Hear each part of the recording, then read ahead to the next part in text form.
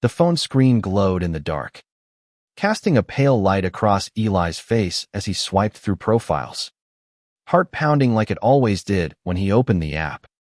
He was 24, living in Brooklyn, and still hiding who he was from everyone except the strangers he met online. Tonight, though, the app delivered a gut punch, a profile with a familiar smirk. A name he knew too well: Caleb. 26. 0. 2 miles away. Eli's breath caught in his throat. Caleb, his cousin, the golden boy of their tight-knit family, was on this app. The same Caleb who'd spent Thanksgivings preaching about traditional values while their aunts nodded approvingly. Eli's thumb hovered over the screen, torn between swiping left to erase the discovery or right to see what Caleb would do. He swiped right. A match notification pinged instantly, and his stomach twisted. Caleb's message popped up: "Didn't expect to see you here. Cousin, meet me at Prospect Park tomorrow, 7 p.m. We need to talk." The next evening, Eli stood under a sycamore tree in the park, the autumn air sharp against his skin. His leather jacket felt like armor, but it couldn't shield him from the dread pooling in his chest. Caleb was late, as always, and Eli's mind raced with possibilities. Was Caleb going to mock him? Expose him? Their family was old school, the kind that whispered sin when anyone mentioned the word gay. Eli had spent years dodging their questions about girlfriends, burying his truth under half-lies and forced smiles. If Caleb outed him, it wouldn't just be awkward, it would be catastrophic. Headlights swept across the path as Caleb's beat-up Honda pulled up. He stepped out, his blonde curls catching the street lamp's glow, and Eli hated how his heart skipped. Caleb had always been magnetic, confident, charming, the cousin everyone adored. But now, his smile carried an edge, like a blade wrapped in velvet. "Eli," Caleb said, voice low, stepping closer. "You're full of surprises. You're one to talk." Eli shot back, crossing his arms. "What's this about?" Caleb leaned against the tree, too close, his breath visible in the chilly air. "I saw you on the app. Didn't know you were like that." Eli's jaw tightened. "And you are?" Caleb's eyes flickered, but he didn't answer. Instead, he pulled out his phone, opened the app, and showed Eli's profile, a blurry photo.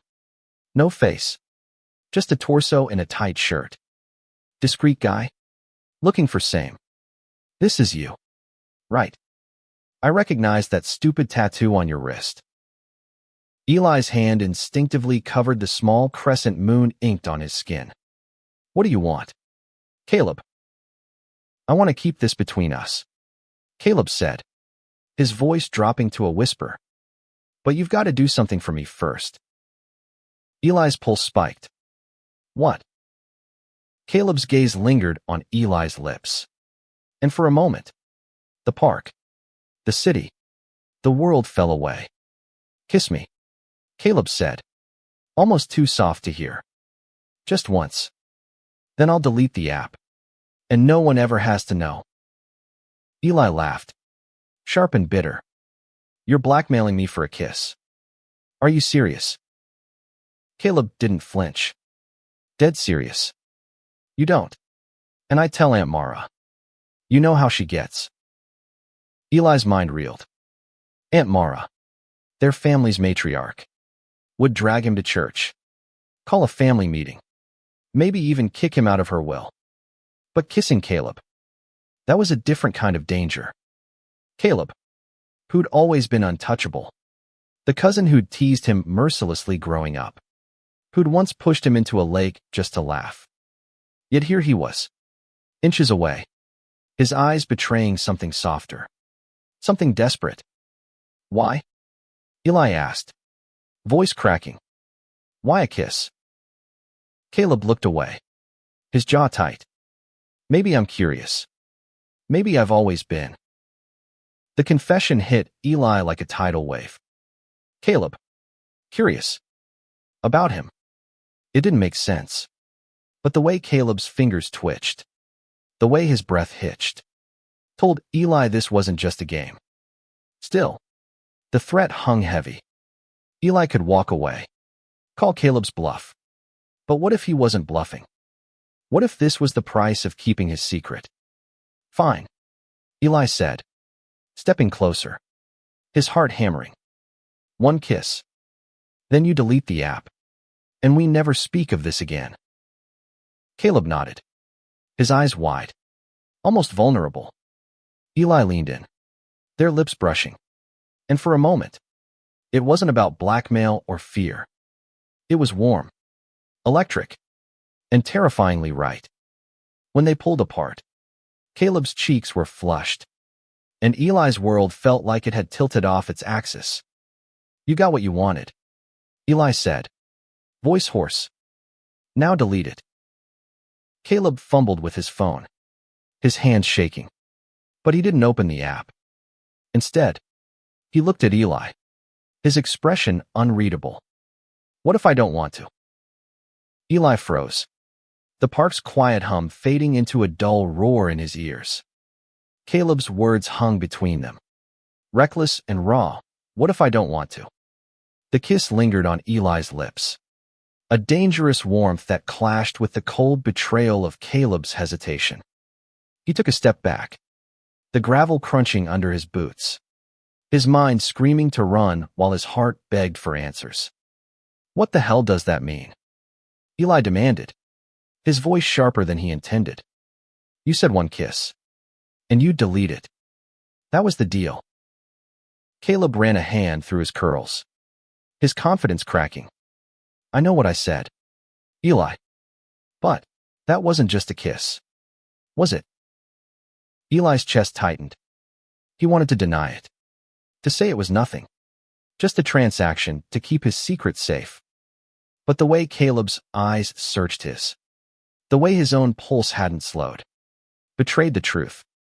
That kiss had been a spark in a room full of gasoline. And now they were both standing in the flames. Don't play games with me, Eli said, his voice low, trembling with anger and something else he didn't want to name. You threatened to out me. You don't get to rewrite the rules now.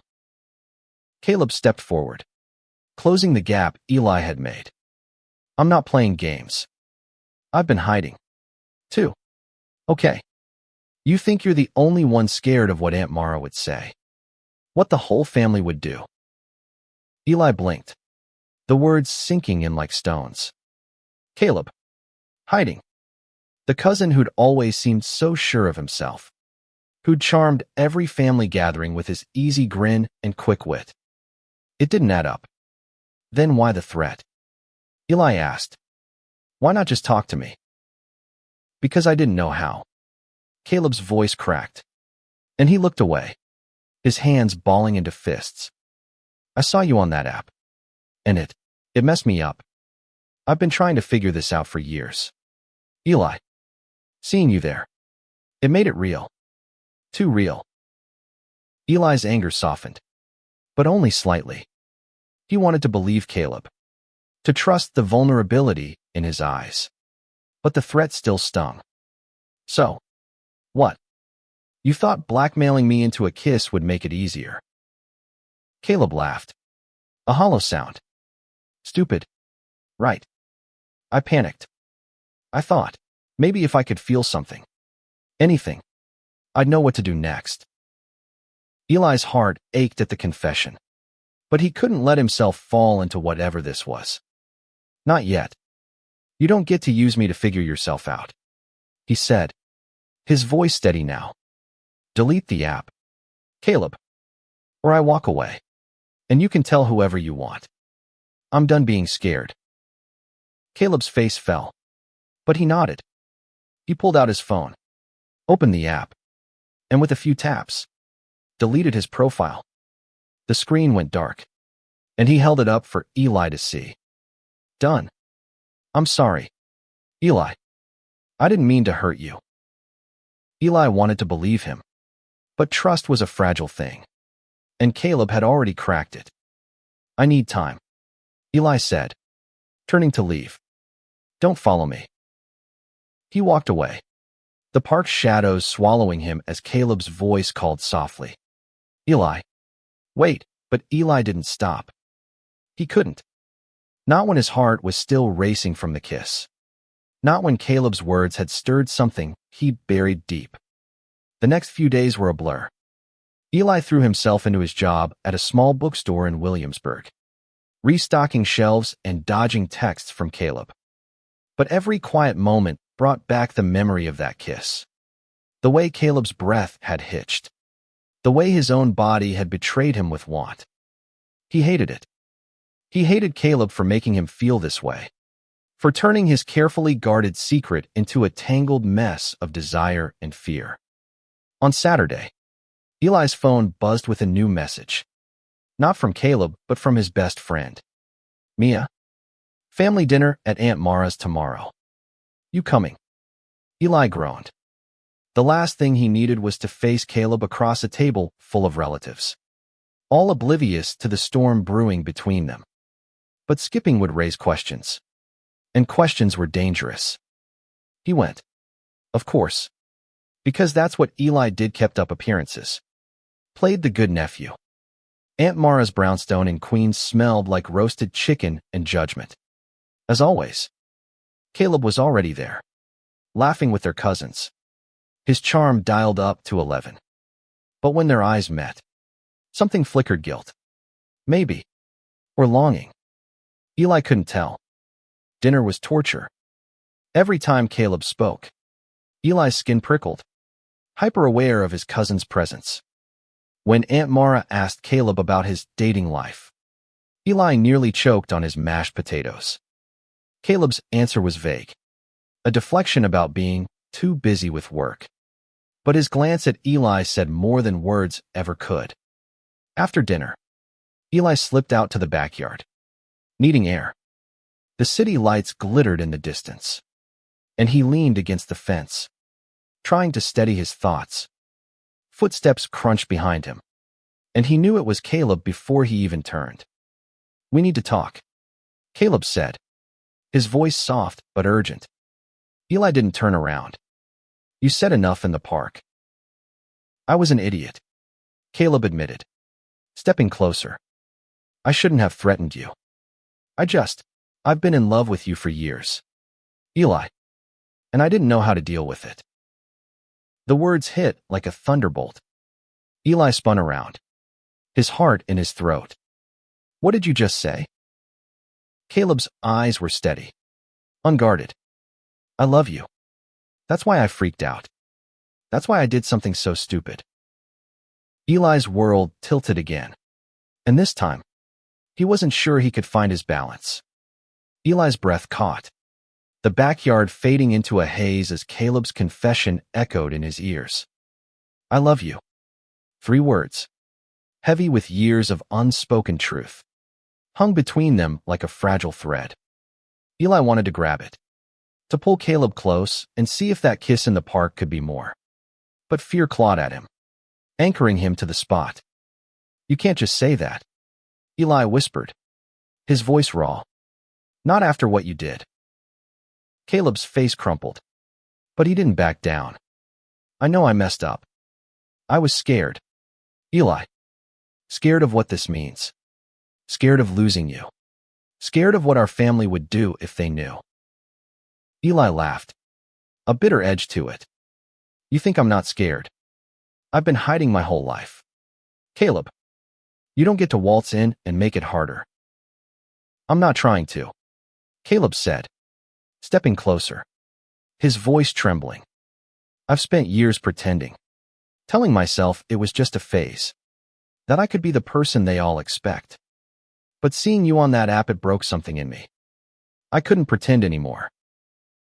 Eli's heart ached, torn between anger and the pull of Caleb's honesty. He wanted to hate him, to walk away and rebuild the walls Caleb had shattered.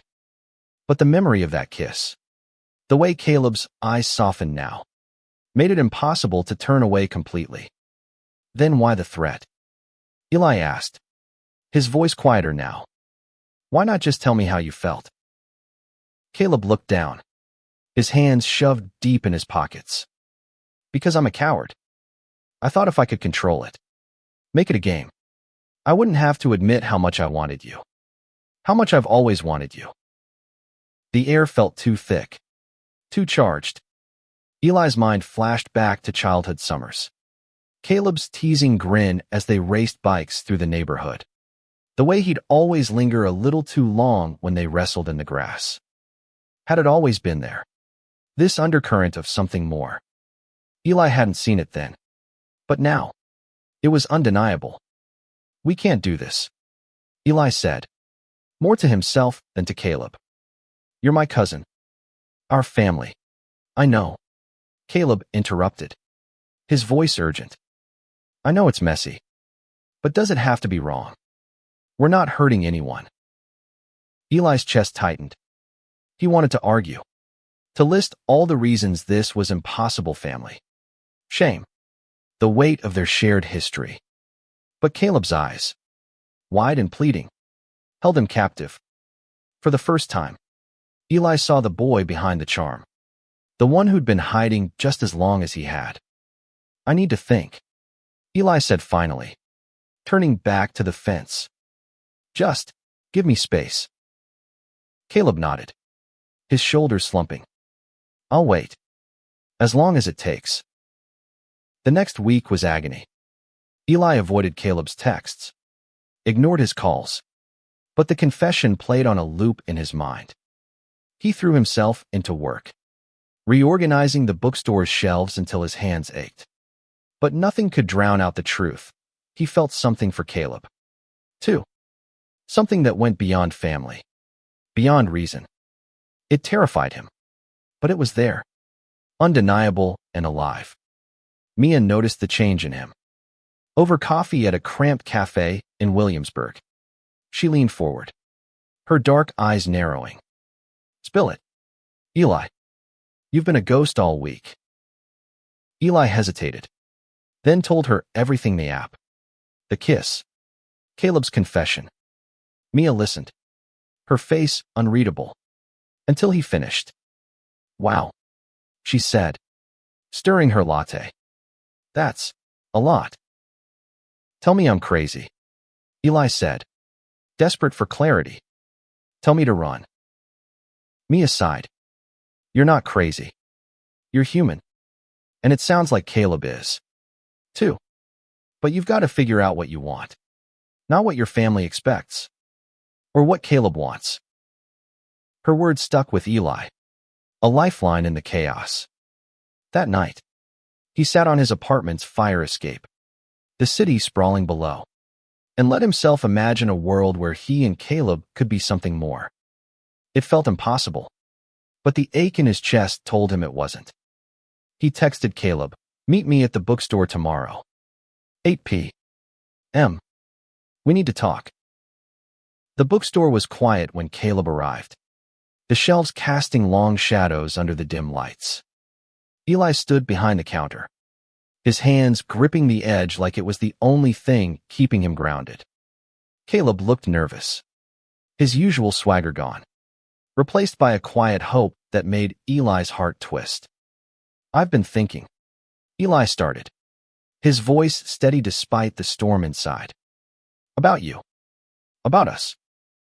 Caleb's eyes lit up, but he stayed silent, letting Eli speak. I'm scared, Eli admitted. Not just of our family, but of what this means. But I can't stop thinking about you. About that kiss. And I hate you for making me feel this way. But I think I love you, too. Caleb's breath hitched, and he stepped closer, his hand reaching for Eli's. Then what do we do? Eli didn't have an answer, but for the first time, he didn't need one. He leaned across the counter, and when their lips met again, it wasn't about threats or secrets. It was about them. Two people finding each other in the dark. The kiss in the bookstore was different, slower, deeper. A promise rather than a bargain. Eli felt the world shift beneath him, the weight of years of hiding lifting. if only for a moment. But as Caleb pulled back, his eyes searching Eli's, reality crashed in. They couldn't stay in this bubble forever. The world outside their family, their secrets won't let them. We can't keep doing this in secret, Eli said, his voice barely above a whisper. If we're going to do this, we have to be honest. With ourselves. With them. Caleb's hand tightened around Eli's. You're talking about coming out. To Aunt Mara. To everyone. Eli nodded, his throat tight. I'm tired of hiding. Caleb. Aren't you? Caleb's jaw worked, his eyes distant. I am. But you know how they are. They'll disown us. Or worse. Eli knew he was right. Their family wasn't just traditional, they were immovable. Their values carved in stone. Aunt Mara had once called a neighbor's openly gay son a disgrace over Sunday brunch. Eli could still hear her voice, sharp and unyielding, cutting through the chatter. But the thought of going back to lies, to stolen kisses in the dark, was worse. Then we face it together, Eli said, his voice steadier now. If they can't accept us, that's on them. But I'm done letting them decide who I am. Caleb's smile was small, but it was real. You're braver than me. No, Eli said, squeezing Caleb's hand. I'm just done running.